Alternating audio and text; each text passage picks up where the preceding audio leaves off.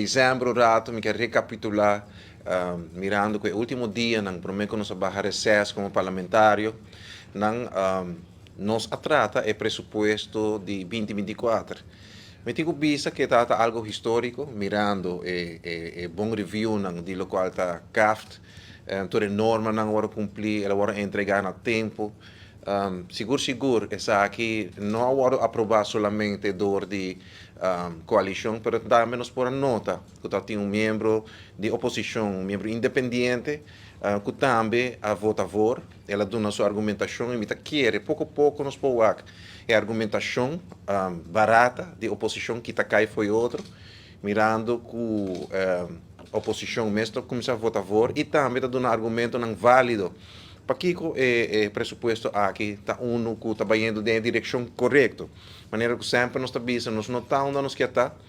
O governo não está ainda, sin embargo, nós queremos que nós estamos indo em boa direção, nós estamos bezig com débito a pagar pouco a pouco, por ano, surplus está assim, se é possível, inversão está vai tomar lugar na 2024, aspecto econômico, no qual a economia também atrai hopi bom na 2023. Nós por agora recentemente o presidente de Atia Sali disse que 2023 vai hopi bom, que men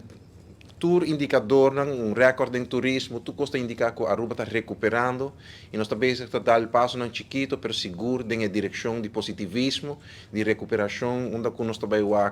Aruba de tempo, lo sabe,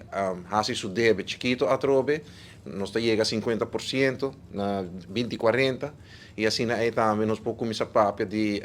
governo que está cambiando direção, a forma de governar. Onde nós no passado, essa que agora assim de forma irresponsável, hipotecando nosso país, mas agora que nós temos governo que está fazendo as coisas responsavelmente.